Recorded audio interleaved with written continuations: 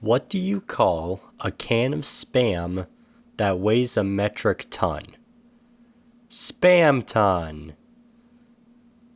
Look, I'm very tired. Hi, I'm Magic Cyborg and I'm a nerd who makes stuff. And today we are talking about improving art while making Spamton Neo in virtual reality. This was a suggestion from Useless Shroob, who stated, Spamton needs to be made real. You have a mission. Well, consider it mission accomplished, my friend. This was also a suggestion from Waffle Sandwich 4. Thank you both for your comments. Now, I know neither of you specified Spamton Neo, but I thought his Neo form would be more fun to make in VR, so I hope you two don't mind. So, back in middle school, I would make these drawings in my sketchbook, and I would remember being pretty proud of how they looked, only to see some of the artworks that were made by my friends that looked so much better. And at this point, I remember feeling stuck. And I just started to wonder if good art just comes from talent and talent alone. It's just kind of something that you're either born with or you're not. And that is kind of true to some extent, as frustrating as it is for some of us. Some people are in fact born with that talent. But at its core, art is a skill. And like any skill, it is something that can be learned, and it's something that you can get better at.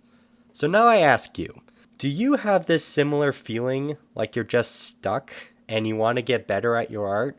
Well, you came to the right place. In this video, I just want to share you something that has worked pretty well for me, and as well as some of the more, objective advice that is likely to work with everyone. So let's get started, shall we? Now, often from art improvement videos such as this one, the classic piece of advice you would hear is draw every day. And yes, I am going to tell you the same thing, but I'm going to phrase it differently. Tip number 1, make art and make art often. I can't stress this enough. The best way to get better at any skill is to just do said skill over and over and over again. Now, this sounds stupidly obvious when you say it out loud, like, okay, Sherlock, can you tell us something we don't know? Well, the tricky part about this tip is the make art often part. This is why we often resort to the draw everyday advice. Making one artwork each day sounds simple, but you'll quickly realize that it's quite a commitment. I know this because I, in fact, used to draw every day as a way of trying to get better. I would challenge myself to draw every day for a whole month. I did it in the month of June and the month of October because of Inktober, of course. By the way, I use the word drawing here, but this applies to any medium out there, just so you know. Anyway, in my experience of drawing every day, and from what I've heard from my friends' experience, drawing every day isn't so much a test of your art skill, but more of your persistence. I've seen artists who can draw way better than me, and yet they don't really last long in Inktober. But why is that? Why do we get burned out so easily when it comes to this seemingly simple task of just making one artwork each day? Well, something that I've noticed in my friends and even a little bit in myself, and tell me if this relates to you too, our motivation to make art is mostly based on a mood. Like, I'm in the mood to make art, or I'm not in the mood to make art. Sometimes I just wake up creative, and sometimes I just don't. Now, I would elaborate on how to get rid of this mood problem, but that would be getting out of the realm of art advice and more into productivity advice, which is way out of scope for this video. But I will tell you this, try to make time for it, and make sure to take breaks and just don't overwork yourself. And I think that's all I have on tip number 1. Wow, we were on that one for a while, weren't we? But before we move on, I want to say that drawing every day isn't bad advice. That's not really the takeaway here. It's great advice. I mean, like I said before, I've actually tried it myself, and I would say that my art has improved because of it. But just because it worked out for me doesn't necessarily mean that it'll work out for others. So I hope the way that I phrased it here makes it feel more approachable. Moving on, we have talked extensively about the when and how frequent. But what about the what? What can you draw that will make for good practice for improving art? Well, the answer lies in tip number 2. Use references for everything.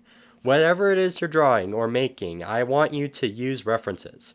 Whether you're making environments, characters, 2D or 3D, use references for everything. Even if you might not feel like you need it, trust me, you're going to want references. Because not only will it make your artworks look better, but it will also increase your attention to detail. Now, if you've ever taken an art class before in school, odds are you've taken some sort of assignment where you are tasked with recreating an object or something directly in front of you. And doing that over and over again actually does make for pretty good art practice. But what about characters? Because that seems to be like the most common thing that everyone likes to draw. What can you use as references then?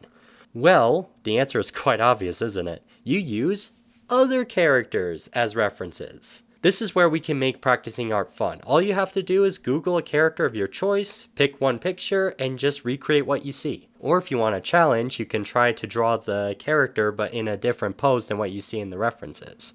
This is also a great way to develop your art style. Say you want to have an anime art style, you can practice getting better at it by drawing anime characters. Just make sure that you're not only referencing one show or one artist. Now, I would recommend that you only use references from the official sources. I'm talking official renders or screenshots from the original movie, show, game, whatever you're using. I say this because if you're using unofficial artworks, meaning other fan art, then that could lead to accusations of theft, whether you've intended it or not. I know there are ways around this, but if you just want to avoid the ethics of it all, just use official artworks and people will recognize it and you'll be in the clear. It's funny how using fan art could be interpreted as plagiarism, but using the official artworks isn't. That's just internet culture, I guess. So that's pretty much all I have on references. Now initially, I'm going to be real with you guys, I wanted to format this video with 3 major tips and just talk about each one extensively, but I had trouble picking out a 3rd tip. So instead, I'm just going to rapid fire a bunch of bonus tips, I guess. Am I ready?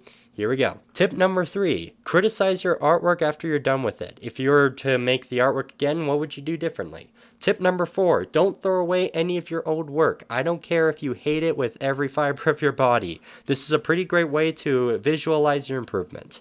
And finally, tip number 5.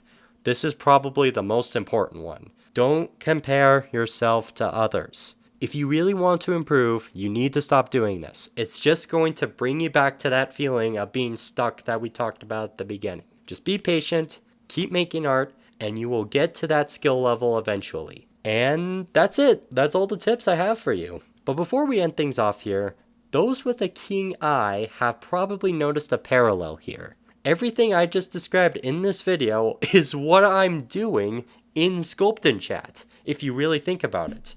So I want to just say, you are not alone. I'm trying to improve my art too. And I guess time will tell if this series in fact does help me improve. But what do you guys think? Was this video helpful? Was it not helpful? Do you have any tips that you would like to add? Please let me know down in the comments. And while you're down there, feel free to comment below a character that you would like to see me sculpt or something you want me to talk about in the future. Thank you so much for watching, and I guess I'll be seeing you on Halloween.